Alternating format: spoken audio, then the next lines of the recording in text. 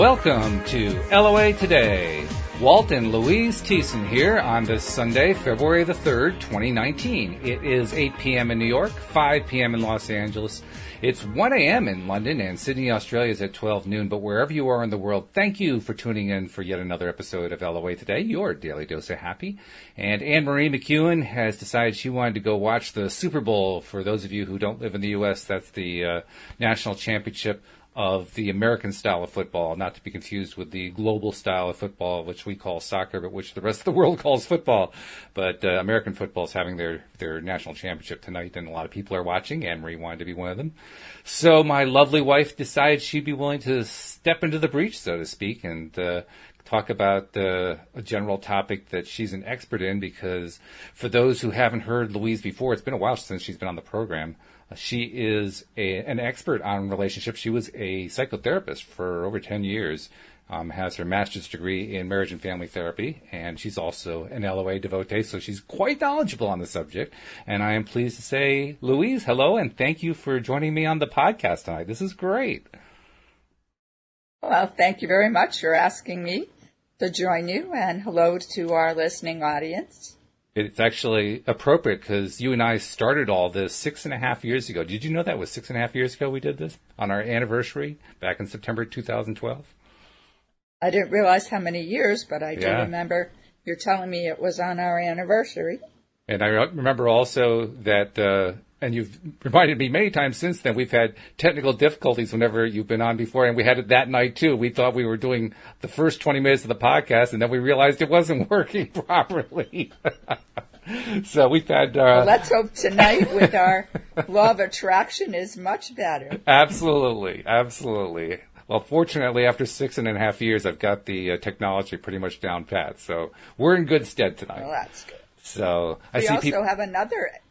No, go ahead. We also have another anniversary coming up next week, I believe. This is true. That's true, yes. On Valentine's Day. 21 years? 21st, yeah. Or 20th. No, it's actually 21. The 20th year. Because, let's see. Yeah. No. Yeah. We differ on when it is. Well, for the audience, Walt proposed on Valentine's Day. So that's another anniversary for Absolutely. us. February 1999. It was an important year. Very important year.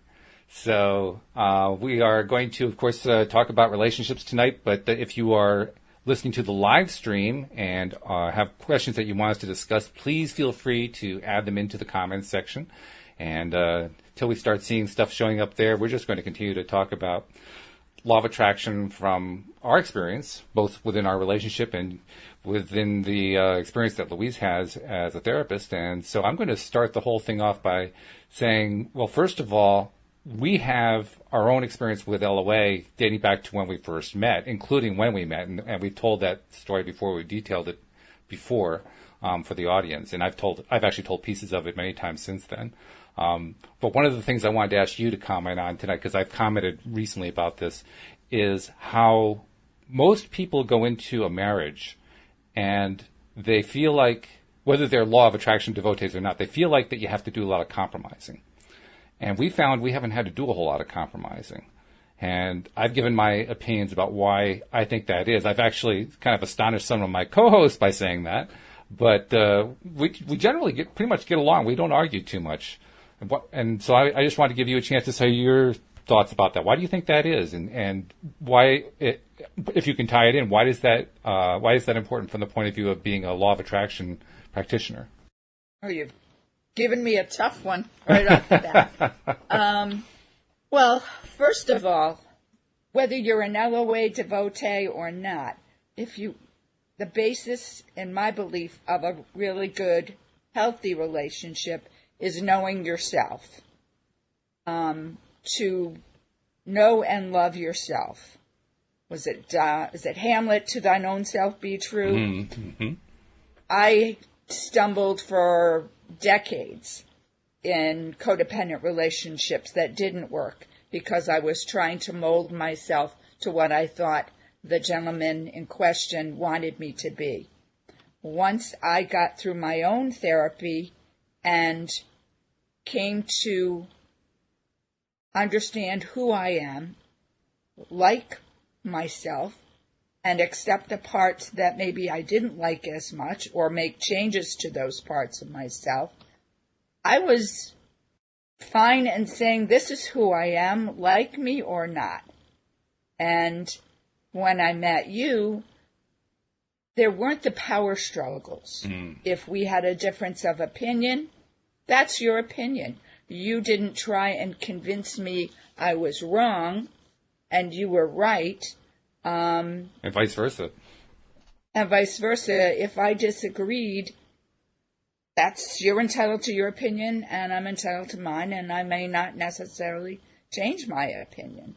So we didn't butt heads on that. And then little things that I know some couples fight about, we just found a way around it. The toothpaste kind of thing. You know, someone squeezes from the middle, somebody wants from the bottom. Well, we both like different types of toothpaste. This is true. We have 2 different tubes of toothpaste. You can do what you want to yours, and I can do what I want to mine. The same thing with mayonnaise. You like real mayonnaise, I like Miracle Whip. That's true. We didn't have to compromise. We have 2 jars of mayonnaise in the refrigerator. Yep. So those things we didn't compromise on. And to me, it's not so much a compromise. It's more of a negotiation or taking turns. You know, sometimes we do something you want to do that maybe I'm not as into, but that's okay, and vice versa. I mean, how many times have you gone shopping with me, or, you know, we've gone to Mystic, or when we've gone on vacations and I want to go into the shops. Now, we know what my shopping time limit is. I can only do it for a certain amount of time, which is lucky for you because I know there are some women who can shop all day long. I can't do that. And I know that you're waiting either in the store or outside, so I'm cognizant of that. I don't know, can you even think of something we've compromised on? Not really, and that's my point. That's the thing that a lot of people are surprised at when I'm talking to them here on the podcast, explaining how I don't really buy into this idea that you have to compromise in order to have a successful marriage. And in fact, what you've laid out is very much what I've laid out when I've addressed the whole question, because really it all comes down to whether or not you're in a mentally and emotionally healthy frame of mind. And by the time you and I met, which was when we were in our 40s, we had grown enough and done enough work on ourselves to be in that mentally and emotionally healthy frame of mind. And that's what makes a difference. I think that you gave some excellent examples of it. I would add to it that whenever we do have a difference of opinion about, like, what do we want to do or something like that, the way I explained it, it's not all that different from what you explained. I explained it that, well, which one of us has the real passion for whatever it is? If one of us has a real passion for whatever it is, the other one says, yeah, okay, let's go for it. I mean, I can't remember the last time we ran into a situation where you really, really wanted to do one thing and I really, really wanted to do another, and yet we wanted to spend the time together. Years since we had anything like that, if we had anything like that at all. And it's all because we have made ourselves into mentally and emotionally healthy people. And then I'll answer. No, go ahead. Go ahead. No, I was just going to say. We got to stop doing that. No, I was going to say that I was going to answer the second part of the question that I raised earlier, which is, why is that important to the law of attraction? For me, the answer is, it's because when you're trying to attract what you want in your life, you want to be in as happy a place as you can be. Nothing like being in a relationship where there's no struggle going on, where there's no conflict and butting of heads and who's going to win and power struggles and so forth, in order to make it easier to stay in a happier place. And that's why I think it's really an important thing from an LOA perspective. But you tell me what you were talking about. Go ahead. Well, when I think of compromise, I always think somebody loses out. In that, somebody gets and somebody loses. Mm-hmm. And we don't do that. If there's something you want to do and something I want to do, well, go do what you want in the morning and do what I want in the afternoon, or one day and another day, right. or one weekend, another weekend, whatever. If there's something that I want to do that you really don't want to participate in, then I go do it myself, or I find somebody else to do it with. Exactly. Vice versa. Yeah. There isn't that need to have my partner do whatever I want to do whenever I want to do it. You aren't afraid of heights. I am. So it's like there's no way I'm going to the top of the Empire State Building, or when we lived in D.C., the top of the Washington Monument, any of those things. So you already know that if that's something you want to do, you need to do that by yourself or with somebody else. Mm-hmm. And it's not, you can't go because I can't do it. Right. You just have to make other arrangements. Exactly. That kind of thing. Yeah. Yeah. And by the way, Sarita has also shared her experience on this kind of thing. She says, first of all, she says miracles are mayonnaise for days, and my hub likes Miracle Whip. And she says, right now I'm listening to this next to my husband who's watching the Super Bowl. It's sort of a compromise, but I see him listening to this. So even there. Well, stop and think. I started watching Downton Abbey, the series from the beginning. That's true, and yes. You weren't interested. Oh. And I think it was by the 4th season you started creeping into the room and standing and listening. We have we lived in a small house and have a small apartment, so that listeners, if I'm watching TV, Walt can hear it when he's in his office. So he would generally hear me watching the show anyway. But I noticed he was standing on the edge of the living room. And then he came further into the living room. And I think by the 5th, and definitely by the 6th season, you were sitting and watching it with me. Right. So that oftentimes what one person is interested in catches the attention of partner and draws them in without the other partner doing anything. And sometimes it's the fun aspect, not so much with watching TV, but seeing how much the other person really enjoys doing something. Well, let me go try and see, maybe I'll enjoy it too. Mm-hmm. Sure. Yeah, in fact, you mentioned Downton Abbey, and we were talking earlier about working on your own stuff and getting yourself into a healthy place. That's actually why I didn't want to watch the first few seasons of Downton Abbey. It was so dysfunctional, so much soap opera-ish type stuff going on. And then as it started getting to the 4th and 5th and 6th season especially, it started to become healthier and more normal. I was like, oh, okay, well, this looks like it could be interesting to watch. Up until then, I even now when you replay virtually the whole thing, we have the collection. And if you're watching one of the first few seasons, I'll watch with you for a few minutes, but I can't watch a whole episode because it's just too insane. Everything's, their worlds are always falling apart. Whereas it's way too dysfunctional. Oh, it's crazy. It's crazy. I mean, I know you watch it because, well, you're a psychologist, a psychotherapist. You have that background, so it's really interesting to you to explore all that. But for me, I just can't do it. But as it gets healthier, I like it. And oftentimes in couples, in a codependent relationship, if the partner doesn't want to do what the other partner does, they take it as an insult or hurt feelings because they aren't, I don't know how to put it, they aren't enough in themselves. They don't have enough knowledge and confidence in themselves to realize that has nothing to do with me. Right. Something that I remember from graduate school, the professor, I think in my couples class, who was Professor Barbara Lynch, who was also the head of the department at Southern Connecticut State University, mentioned that there's two kinds of interest in doing something. There's, I want to go do this because the activity is what's most important to me.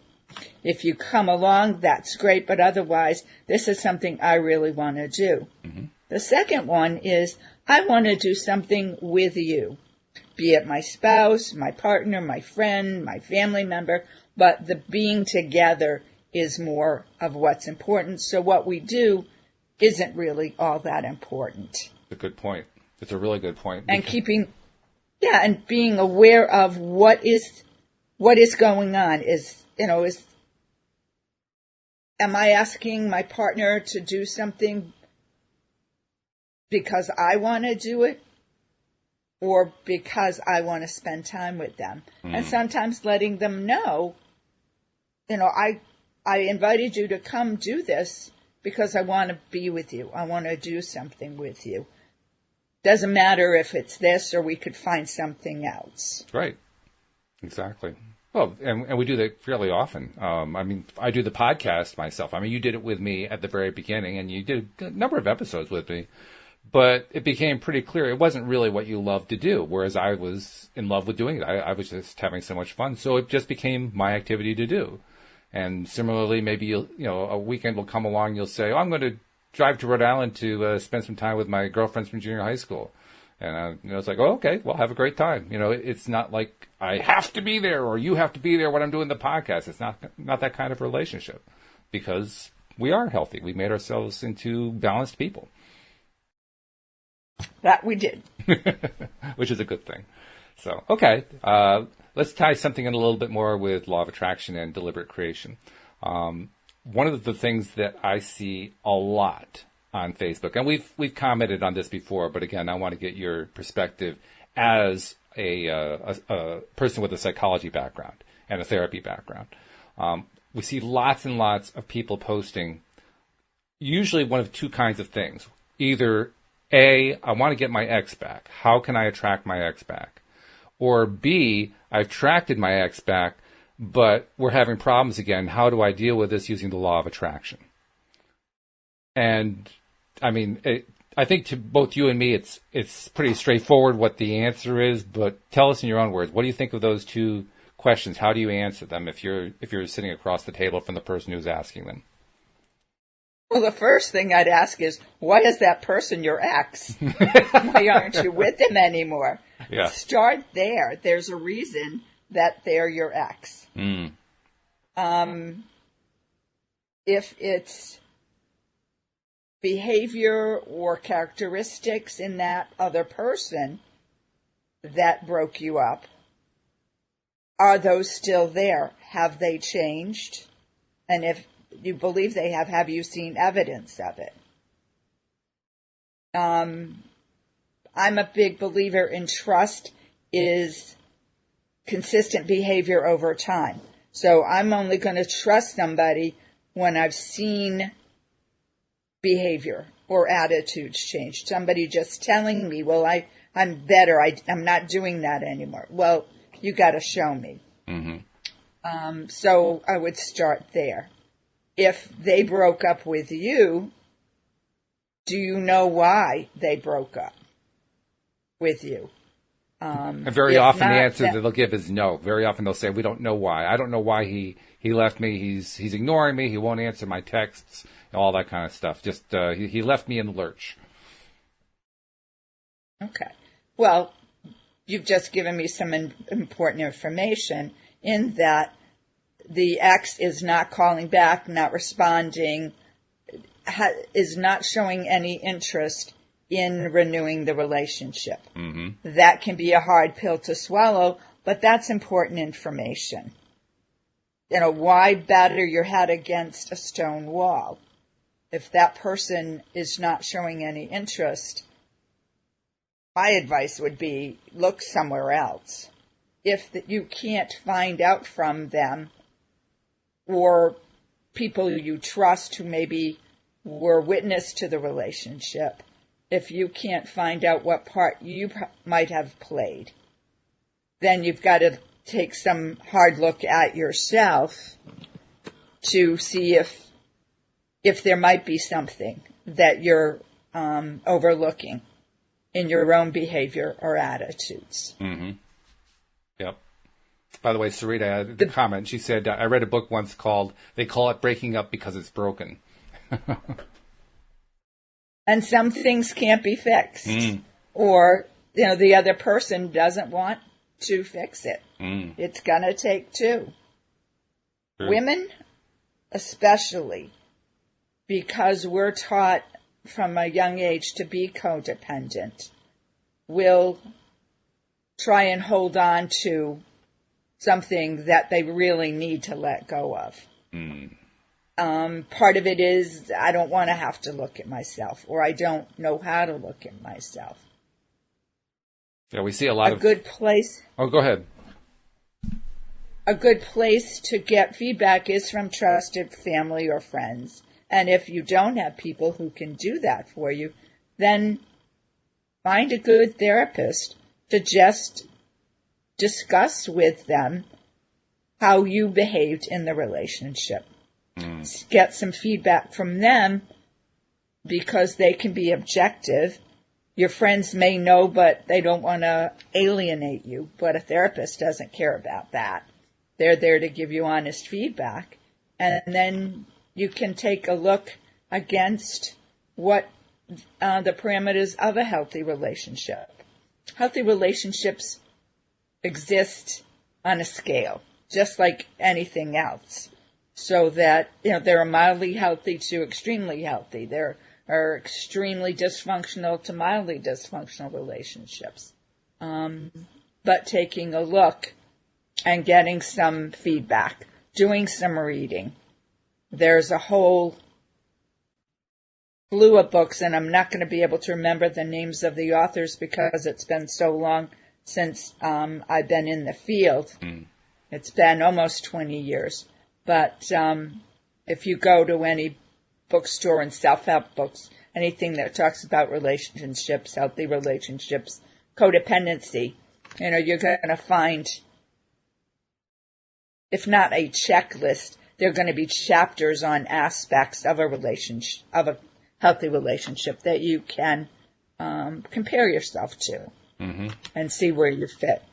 There are a lot of people who will ask that second question, though, and that's the other one I want you to address. The second question being, I got him back, but the relationship is having trouble right now. How can I use the law of attraction in order to improve the relationship?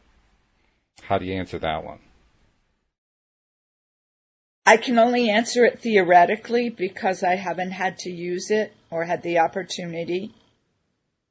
What the reading has led me to understand is if you start focusing on the positive aspects of your partner in your own mind and in your feedback to them, it will manifest a change. Now you got to be careful because, especially women, we've been taught, I'll change him. Yes. He'll change for me. Well, you got to be careful of that. If you aren't happy with the person as they are, and you're trying to change them against their will, you're going to run into problems. But if you just focus on the positives, not so much, well, I don't like this, I want them to do this, I don't like that, I'd like them to behave this way. If you just focus on the positives, that's supposed to manifest a change in a positive way. Yeah.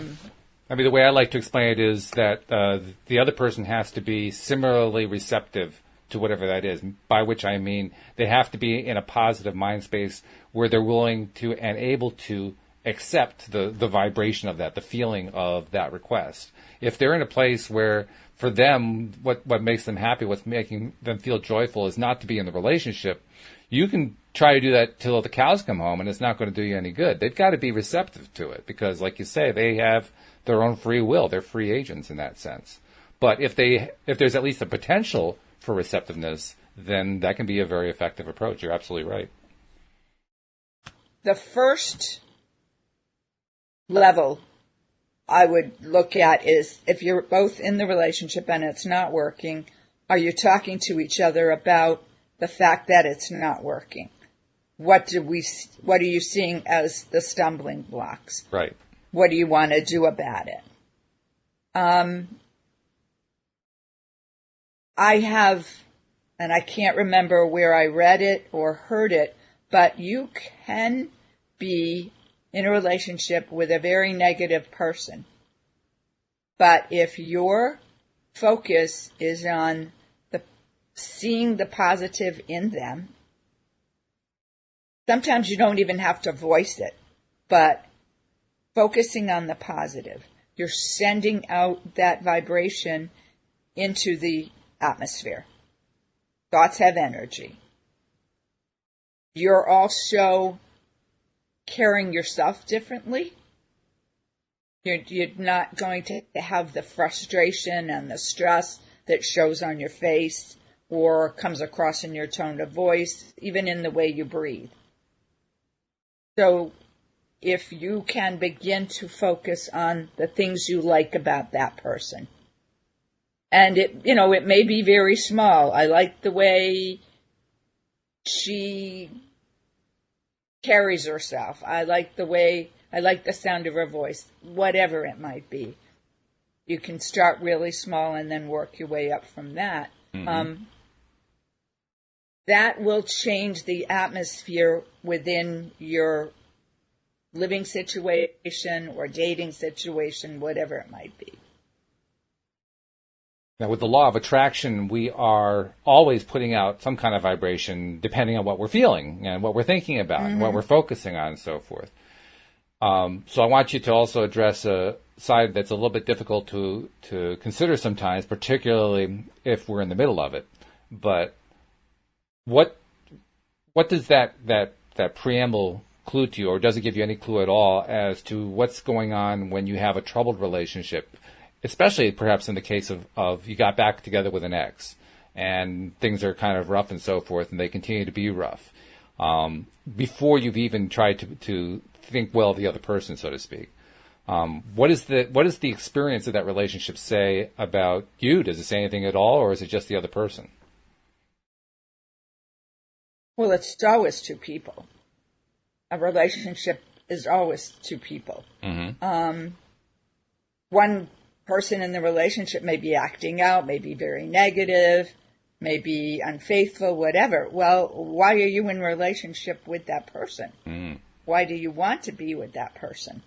And that's sometimes the harsh reality of looking in the mirror and saying, why am I here? What is it about this relationship that keeps me? Now, keep in mind, we don't always choose healthy for ourselves. We may choose what's familiar, what we know how to deal with, but it may not be what's healthy or really good for us. Mm. So those are some harsh realities to be dealt with. Yeah, this is true. Maybe I think this is. I want to get back with this person because I really don't want to be alone. Well, that's not going to, if that's the basis of the relationship, that's not going to be a good foundation for a healthy, happy relationship, because the other person is going to likely feel you'd be dependent on them for your happiness. Lo and behold, folks, one of the things I learned in my own therapy and as a therapist is my partner is not responsible for my happiness. There isn't another person on earth who's responsible for my happiness. I am. So I have to take a real strong look at what's going on and what am I choosing for myself. And am I blaming the other person when I really need to be looking at myself and my choices? And talk for a minute about how codependence fits into this. Because that's a word we haven't defined here, and not everybody may understand what that means. So how does that fit in? Okay, how do I define codependency? Again, keep in mind, codependency exists in a range of behavior. Okay. Codependency is generally that I am dependent on another person for almost my existence. Wow. I'm looking to mold myself to them, to act, think, behave in a way that is acceptable to them. I am not looking at myself and what I want and what my needs are. The other person is my major focus. That's a lot to put on another person, and you may never say that out loud, but they get the message loud and clear. Example. 40 years ago? Yeah, 40 years ago. Well, it was probably about 38 years ago. I met a gentleman when I lived in Vermont. Probably the most codependent relationship I'd ever been in. And on my days off from work, if it coincided with his day off, I would stay home waiting for him to come home. I was waiting for the crumbs of the relationship. He would make plans to go do this, that, and the other thing, but I would sit home waiting. Or I was doing the grocery shopping, the laundry, the domestic stuff, when I could have been out having fun, just as he was. Mm-hmm. I was dependent on him for entertainment, for decisions, for my identity. I think that's the basis, my identity. In college, 10 years before that, I couldn't function. Literally, I couldn't function if my boyfriend wasn't there for the weekend. I couldn't go anywhere. I could barely study. I almost didn't feel like I existed without that person. Thank God that's not me anymore. Yeah. But that's, even in Vermont, to this day, I don't expect most people who knew me at that time to know my name. I was so-and-so's girlfriend. Oh. I didn't have my own identity. I did within my very small group of friends, but within the community, I was so-and-so's girlfriend. And that's how I would introduce myself.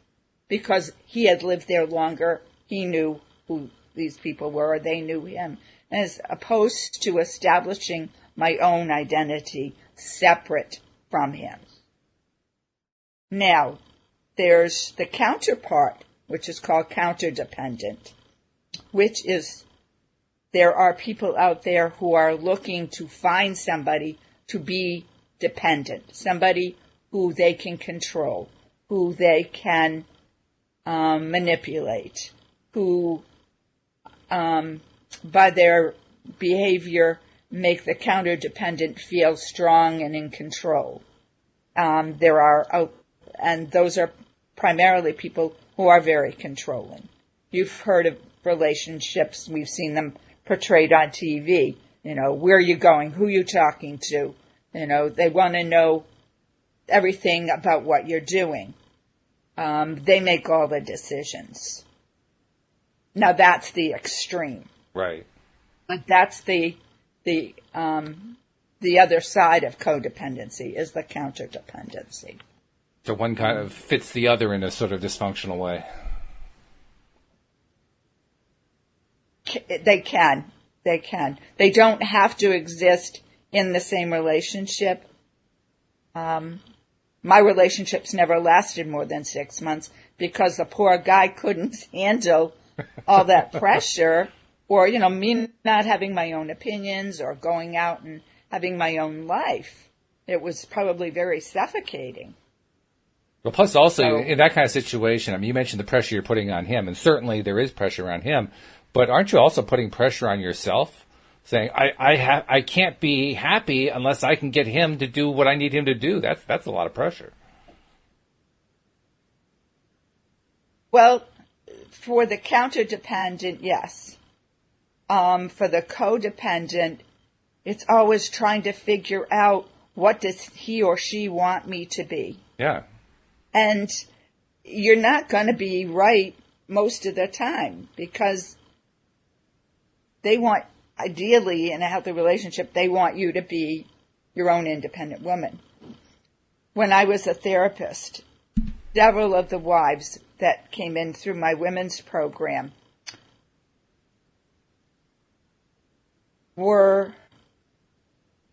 had taken on that old role of what's a wife supposed to be. And they took that on and they wore it. But they wore it year after year after year, never changing. Mm-hmm. And their husbands outgrew them. And they didn't understand that. Oh, I'm the same I've always been. Well, they don't want, everybody grows. Or I've been, the perfect wife. Well, nobody's perfect. And if you're trying to be that, it's really hard for your spouse to relate to that, because he or she isn't perfect. Mm. So it causes clashes. Yeah. That's and most couples don't sit down and talk about, what do we want our relationship to be? How are things going? Are there things we like or dislike? It ends up in a blow up or something. And then emotions are usually very high, so things don't get talked about. Yeah.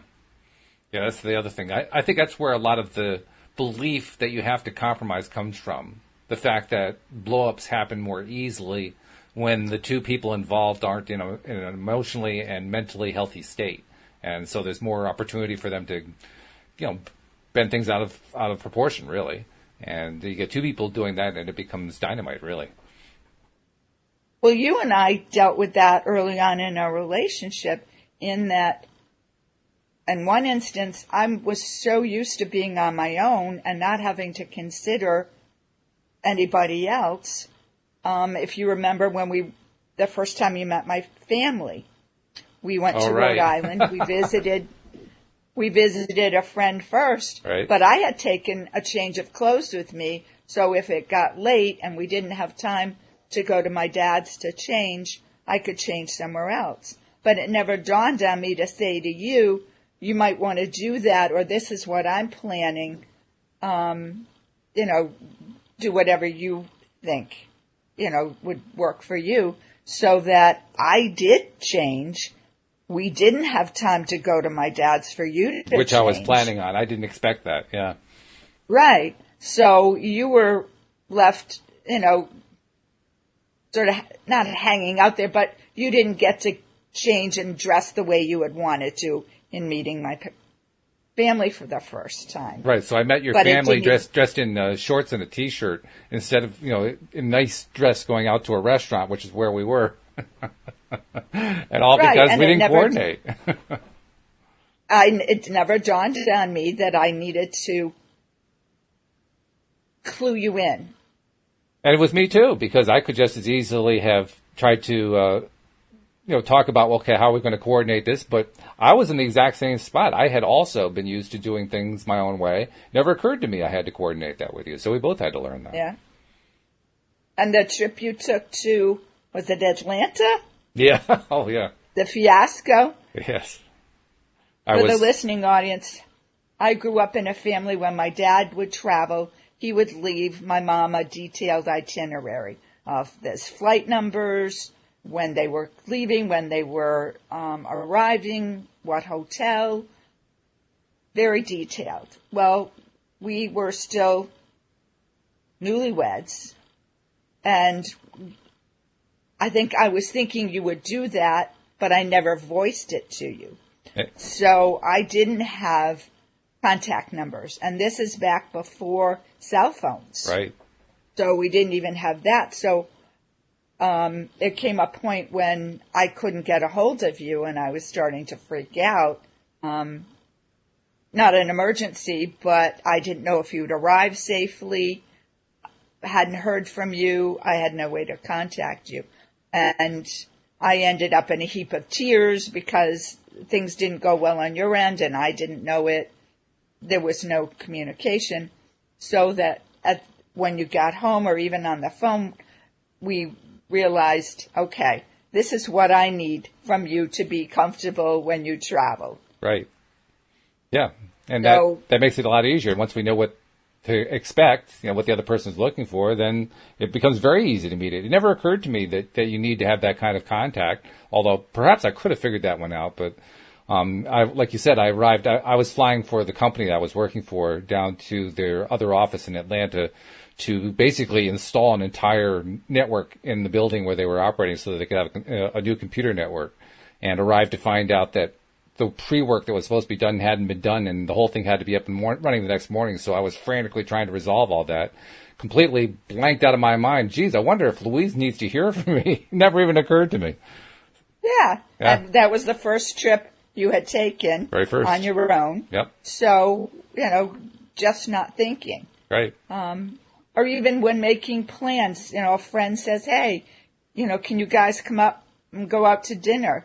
It's not about I'm going to make the plans or I can't make the plans without talking to you, which is very codependent. It's I need to consult with you. Maybe you have plans for that night or that's not going to work. Mm-hmm. And the communication about where we're at, what's going on, what we want to do is really important. And by the way, with that trip to Atlanta, even though you had a bit of a meltdown there and we didn't have the good communication, it also led to what, for many couples, could have been a big fight. For us, it was more along the lines of hearing each other out. You need to kind of let some emotion out, which you did. And once we talked it out, there was no fight. It was just work it out, figure it out. And we figured it out, and it was done. Whereas many Correct. couples who were in a less emotionally balanced and mentally balanced situation with their own lives, that could have turned into an ongoing fight. That could have turned into the fight that never ended. Correct. Yeah. And the law of attraction is basic for us. Back, I know within our vows and stuff, was we wanted to help each other be the best we could be. Mm. We didn't start off with, you're the man, you're going to be in control, and I'm the woman, and I'm going to be subservient, or vice versa. There weren't power struggles. Right. It was, we came together as equals and formed a partnership. Now, that was something that, again, Barbara Lynch, one of my professors in my couples class, put out there that was so mind-boggling for me and so wonderful. But she said, you can make your relationship whatever you want it to be. It doesn't have to look like anybody else's. You and your partner create the relationship that works for you. Right. Wow, that was wonderful, because the main reason I hadn't gotten married or wanted to get married up to that point was I didn't like the relationships I had seen. Oh, me too. I didn't like the power struggles. I didn't like the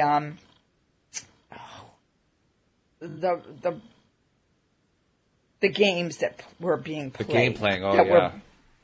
Which are basically power struggles and control issues. I wasn't interested in that. Neither was I. In fact, that was a big part of the reason why I think our relationship worked so well, because like you said, we came into it both wanting an equal relationship. I didn't want to have that male-female role any more than you did. And I think it kind of surprised both of us that we said, oh, you mean we both want that same thing? That's pretty cool. I'll keep him around a little longer if that's his, and again, it was, well, show me, you say this, but show me. And you did. By the way, Sarita posted something a little while ago, and I wanted to share it. She said, I've been married 3 times, and I found my perfect partner when I got very okay with being myself and with being by myself. I basically said, this is who I am, and if you can keep up with me, then we can be friends. And that has worked for 12 years. Yeah, I agree. You got to be okay with who you are, and you have to love yourself. If that old adage, if you don't love yourself, how can you expect anybody else to love you? It's very true. It's very true. Well, that's just it. I mean, we talk about it quite a bit on the show with a lot of different topics that kind of are tangentially, associated with this.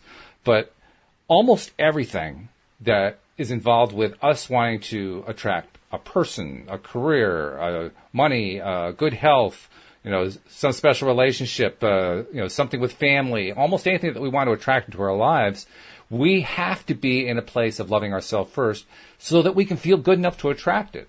Because so often, actually like 99% of the time, when we're trying to attract something, it's because we don't have it yet. It's not, we usually don't go out of our way to try to attract something we already have.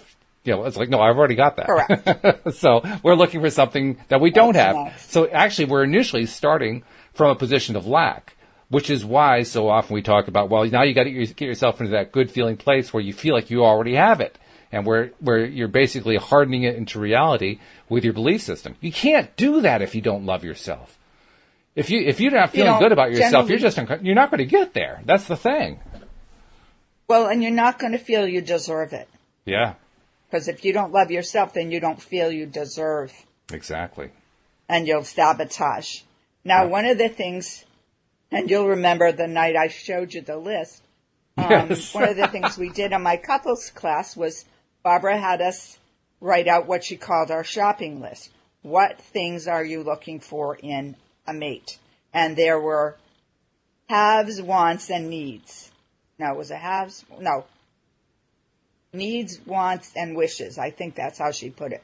All right. The need, and she related it to you need a car. Okay. What you want might be a certain model or make. And then the wishes are color, interior, whatever. So there were 3 different levels. But we sat in class and we made up this grocery list of what we wanted in a spouse. And I'm not sure where it is. I'd have to go back and look. But my recollection is it was not written from a negative perspective. He can't have this or he can't have that. No, it wasn't that at all. It was all from a very positive perspective. Mm-hmm.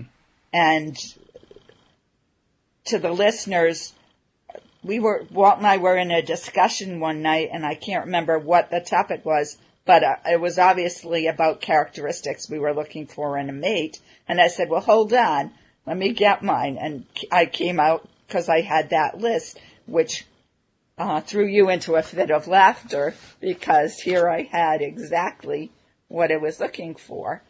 And we'd been dating for quite a while, I think, at that point. So we looked at the list and it's like, check, check, check, check, check. Walt had the majority of the characteristics I was looking for. And I didn't sit with the list after I met Walt and said, does he fit these? I just wrote that list, put it away, knew what I wanted, and that's part of, knowing yourself, is knowing what you want in a mate. Yeah. And you got to be really specific, like with the law of attraction. You got to be real specific, or they'll get almost, but not quite. And it wasn't very recent. It was like years before, wasn't it, that you'd written that list? We're not talking like a year or two.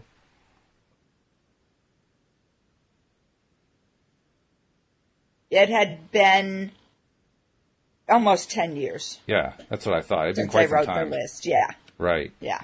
Which raises a question that people want to know the answer to. Why did it take so long for you to attract me? I mean, if you made that list 10 years before, it took 10 years for the universe to deliver it. Oh, my God. That's crazy. Why did it take so long? Because I was still very codependent. Mm-hmm. I had not done my own work on myself to the point where I realized I couldn't change anybody else, and I could be okay with who I was.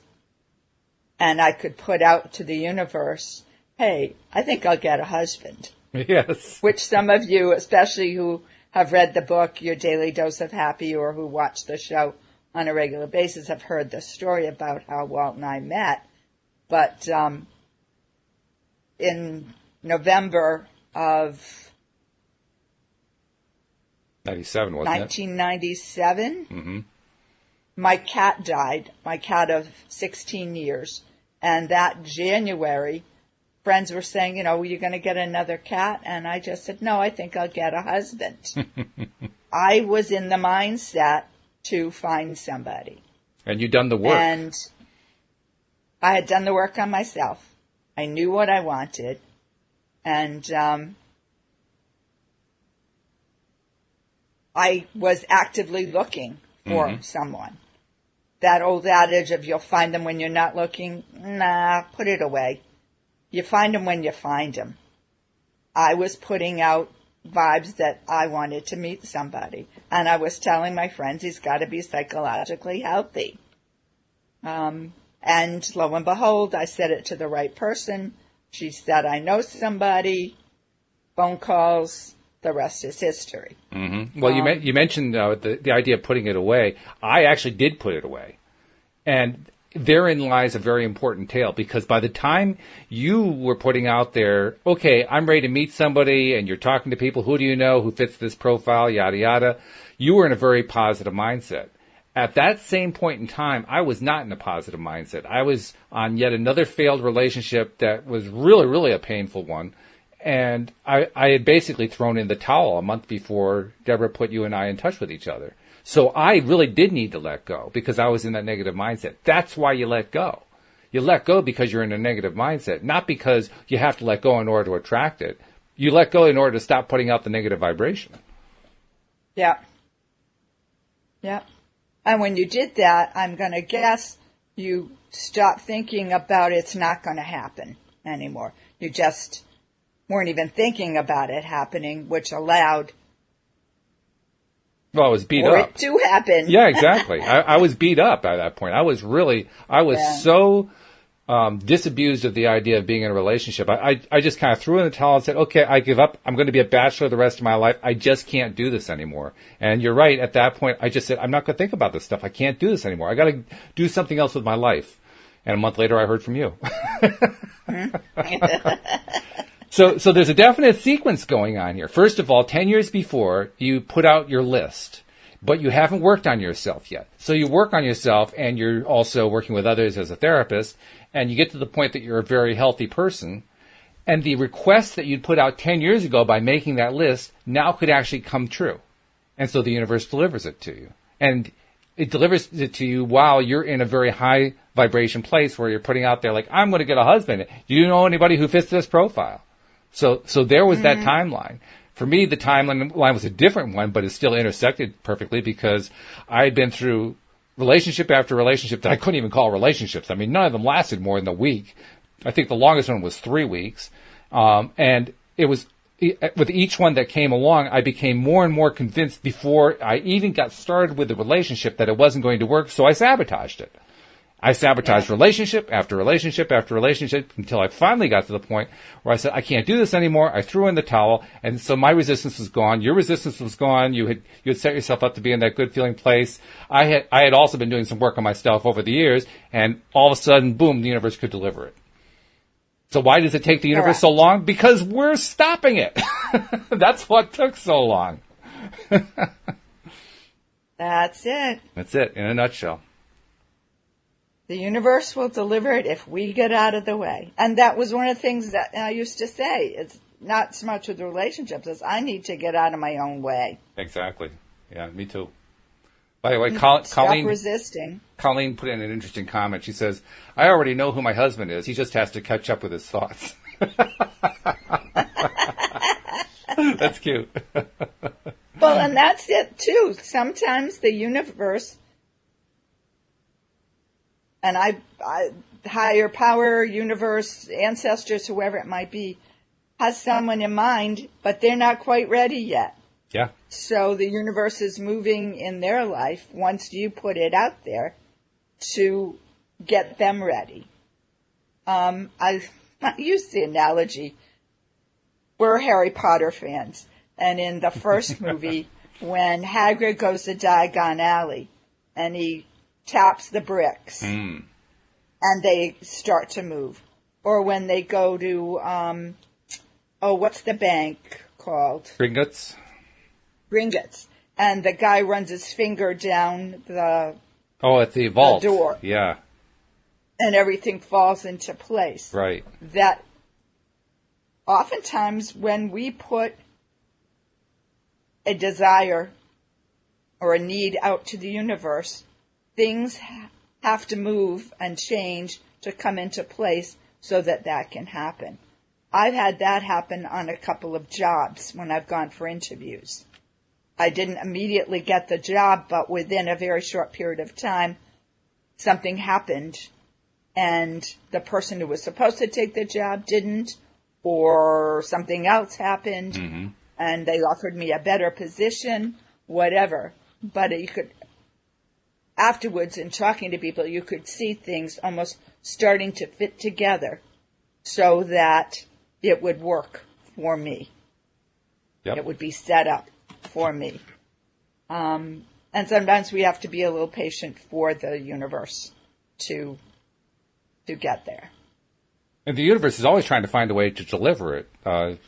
99 times out of 100, it's us getting in our own way in ways we didn't realize it. I didn't realize that I had this psychology going on that before I even went up and said hello to a woman I had never met before in order to ask her out. Before I even got there, I was convinced that the relationship wasn't going to work. So I was sabotaging it before we even had our first conversation. And I was doing that more and more and more. Work. It couldn't possibly work. It was just not even in the cards. So we asked each other early on in our relationship, why did we have to wait until we were in our 40s in order to meet? And it became pretty obvious. We still had things to work out. I still had to work that bit of psychology out. You had to work out the codependency part. We had stuff we had to get out of the way. And once we did, now there was a route for the universe to deliver us to each other. But until then, we were blocking it every way but Sunday. And if we had met, you would have sabotaged, and I would have been codependent, and it would have dissolved in a matter of weeks or months, and it wouldn't have lasted almost 20 years as it has. Weeks or months, according to my experience, it would have been days. So, well, this is good. We've had a chance to share some of this stuff. Save that thought because I'll come back to it. I got a couple minutes in here. I want to make sure I get our announcements in. First and foremost, if you're not yet a subscriber, please become one. Almost everywhere that you're able to see or hear this particular podcast, you can find a link where you can click on to become a subscriber. Just click on the one for your particular device. If you can't see one, just go to the homepage of our website, loatoday.net, and you'll see icons there for whatever kind of device you're using. Just click the right one. It'll walk you right through it. And then once you're a subscriber, please be continuing to share with people you know in your life who you think might be receptive to what we talk about on these shows. And tell them, hey, I was just listening. I thought you might be interested too, because we want to spread that daily dose of happy to as many people as we can. So just wanted to make sure I get those two notes in there. And we got like a minute and a half left. So what was it you were going to say before I so rudely cut you off? Well, we've continued to talk and with the law of attraction in our lives. Mm-hmm. We sit down and we talk about it. How is it working in our lives? We've come up with games that help us stay in touch with the positives. True. Yeah. We've used it as much on a daily basis and within our relationship as we can. Mm-hmm. We haven't both come to it at the same rate of speed, but it's been close enough that we've been able to keep our relationship together. But I think our main goal, just as in our vows, was to help each other be the best people we can be.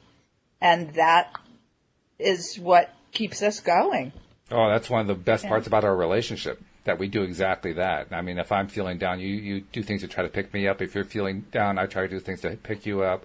And we're always, in those situations, the one who's feeling good is always trying to help the other person just get into that better feeling place, knowing that everything's going to work out. Yeah. So well, thank you for 20 years. Yeah. Well, you're welcome. And thank you for joining us on the podcast, too. I really appreciate it. You're very welcome. I mean, we don't get to do it very hopefully often. Hopefully we didn't have any technical difficulties. No, we didn't. Everything went smoothly. So this is good. So good. Thank you very much. Thank you to our live stream listeners as well, and to our podcast recorded listeners as well. And we'll see you all next time here on LOA Today. Goodbye, everybody.